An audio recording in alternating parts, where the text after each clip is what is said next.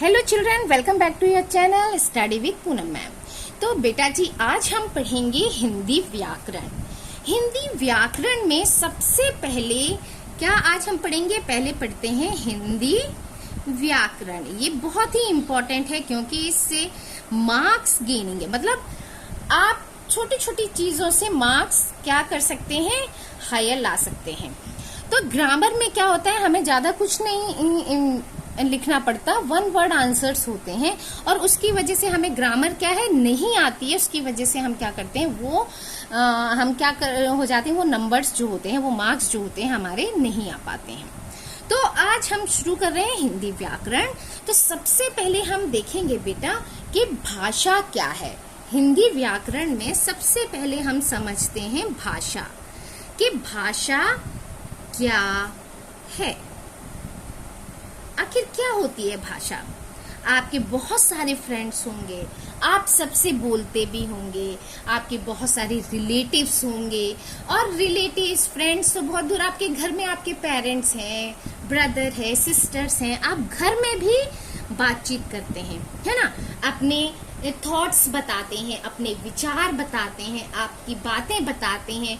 या आप स्कूल गए, स्कूल से घर आते हैं तो आप सारे स्कूल की इंफॉर्मेशन देते हैं कि आज का दिन कैसा रहा आपका, किस टीचर ने क्या पढ़ाया, कैसे पढ़ाया, है ना। आप बहुत कुछ करते हैं। आप मिमिक्री भी करते हैं कि अरे आज ऐसे हुआ, मेरे फ्रेंड्स ने ऐसा बोला, वैसा बोला।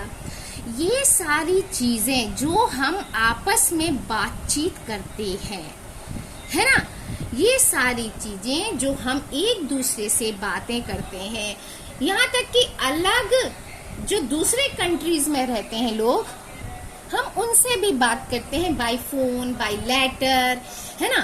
तो हम बाय वीडियो कॉल, आजकल तो वीडियो कॉल और फोन ही हो गए, लेटर्स तो बहुत कम लिखते हैं, लेकिन फिर भी लेटर्स कहीं कहीं हम लिखते हैं। ग्रीटिंग कार्ड्स देते हैं हम एक दूसरे को। लेटर्स तो चलो बंद हो गए लिखना, लेकिन ग्रीटिंग कार्ड्स हम देते हैं, विशेस लिख कर देते हैं, और कहीं नहीं तो हम व्हाट्सएप मैसेज करते हैं, विशेस लिखते हैं, है ना। तो ये भी क्या हो गया, ये सारी चीजें भी हमारे विचार जो हम एक दूसरे को आदान प्रदान करते हैं, है ना। ये सारी चीजें हम बातचीत करते हैं, अपने विचार दूसरों को बताते हैं। तो यही जो भाव होते हैं, ये जो विचार होते हैं, जो हम एक दूसरे को आदान प्रदान करते हैं, लेना देना करते हैं, उसे ही बेटा हम भाषा कहते हैं। तो भाषा की क्या हुई परिभाषा, कि भाषा वह साधन है जिसके द्वारा, भाषा वह साधन है जिसके द्वारा मनुष्य कैसे बोलकर, ठीक है, ये बोला ना, जब बोलकर, फोन पे बात करते हैं, आपस में खड़े होकर एक दूसरे से बात करते हैं, या फिर लिखकर, अथवा लिख कर क्या करते हैं, अपने विचारों का आदान प्रदान करते। भाषा वह साधन है जिसके द्वारा मनुष्य बोलकर अथवा लिखकर अपने विचारों का आदान प्रदान करता है। क्लियर हुआ? अभी जब और बड़े क्लासेस में जाएंगे तो आपको एक और भाषा मिलेगी, वो क्या होती है, इशारों की भाषा, ठीक है। अभी आपको भाषा के ये दो ही रूप पढ़ने हैं। कौन कौन से? बोलकर अथवा लिखकर। बोलकर जैसे हम फोन में बोल रहे हैं, है ना, बातचीत करते हैं एक दूसरे को यहाँ से। अब मैं बोलकर आपको समझा रही हूँ तो ये बोलने वाली भाषा हो गई। लिखकर मैं आपको दिखा रही हूँ, ये लिखित भाषा हो गई, ठीक है। अब इस प्रकार अब हम क्या देखते हैं कि बातचीत कितने प्रकार से हुई बेटा? दो प्रकार से हुई। कैसे?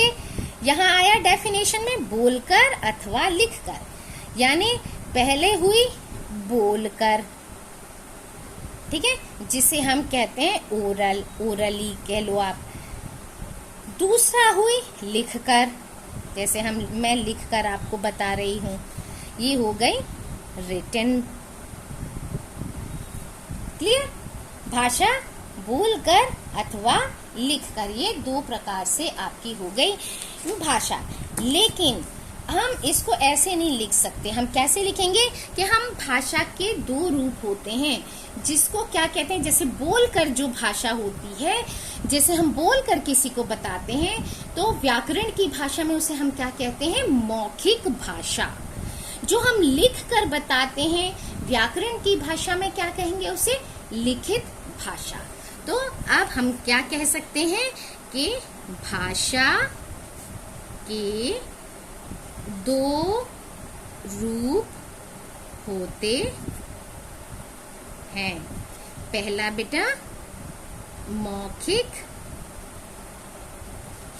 भाषा और सेकंड है लिखित भाषा। अब देखिए, मौखिक भाषा, लिखित भाषा। मौखिक भाषा क्या होती है, जैसे बेटा हम रेडियो पे सुनते हैं, हम दूरदर्शन पे कोई कार्यक्रम आता है, दूरदर्शन पे कोई प्रोग्राम आता है, सीरियल आ रहा है, कुछ भी आ रहा है, न्यूज आती है, वाद विवाद प्रतियोगिताएं होती हैं, कविता पाठ होते हैं, भाषण है, बातचीत है, ये सारी चीजें जो होती हैं ये मौखिक भाषा के अंतर्गत ही आती हैं। ये सभी चीजें मौखिक भाषा कहलाती हैं। अब ऐसे लगते हैं, देखो जब ये दुनिया शुरू हुई होगी तो सबसे पहले तो किसी ने लिखना तो शुरू कर नहीं लिया होगा, है ना। लिखने की कला क्या हुआ होगा, बाद में आई होगी। पहले तो एक दूसरे को इशारों से किसी तरह से बोलकर, है ना, इस तरह से आई होगी भाषा कि हम कैसे बताएं किसी को, क्या बोलें, क्या बोलना चाहिए। तो सबसे पहले आया होगा मौखिक रूप। मौखिक रूप जो है बेटा सबसे पुराना है, क्योंकि मनुष्य ने पहले बोलना सीखा, बाद में लिखना सीखा। तो मौखिक भाषा क्या हुई, मौखिक भाषा की डेफिनेशन क्या हुई इस तरह से बेटा। हम मौखिक भाषा की डेफिनेशन देखते हैं। मौखिक भाषा, मौखिक भाषा की डेफिनेशन हुई कि जब मनुष्य अपने भावों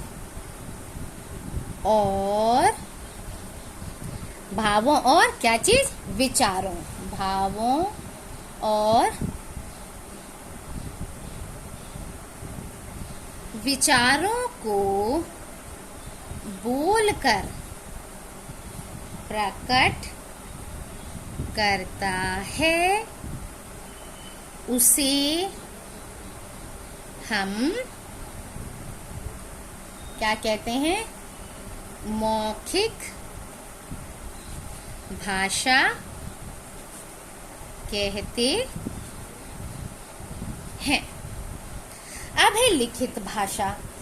लिखित भाषा में क्या आती है, जैसे आपकी बुक्स हैं वो लिखित भाषा में आती हैं। ग्रंथ है, रामायण, महाभारत, स्टोरी बुक्स हैं, चाचा चौधरी वगैरह, है ना, न्यूज़पेपर है, ये सब क्या है बेटा, लिखित भाषा में है। भाषा के लिखित रूप के द्वारा ही हम क्या कर सके हैं, ज्ञान को अगली पीढ़ी को, अपने अनुभवों को अगली पीढ़ी तक पहुंचा सके हैं, है ना। जब ओरली था तो आधी बातें कोई भूल जाता होगा, आधी बातें कोई दूसरे को कुछ समझ में आती है, उसने बोला कुछ, समझ में किसी को कुछ आई, तो इस तरह की चीजें आधी छूट जाती हैं। लेकिन जब ये लिखने की लिखित भाषा यूज होने लगी, है ना, जब लिखित रूप आया, तब से क्या हुआ, जो इंसान थे, जो लोग थे, उन्होंने अपने भावों को, विचारों को लिखित रूप में एक पीढ़ी से दूसरी पीढ़ी तक पहुंचाया। इसी वजह से आज से हजारों साल पहले भी जो ग्रंथ लिखे गए थे, जो वेद लिखे गए थे, वो हमको प्राप्त है और उनको पढ़कर हम बहुत सारी चीजें सीख पाते हैं। तो इस तरह से लिखित भाषा में क्या हुआ बेटा, लिखित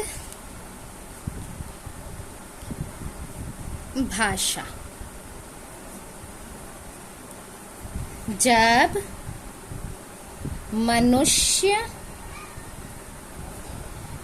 अपने भावों और विचारों को लिखकर प्रकट करता है, उसे हम लिखित भाषा कहते हैं। क्लियर? तो इस तरह से आज हमने ये देखा ग्रामर में मौखिक भाषा और लिखित भाषा का। नेक्स्ट वीडियो और सारी चीज़ों की जानकारी मिलेगी बेटा। तब तक के लिए thank you. Like, share and subscribe my channel.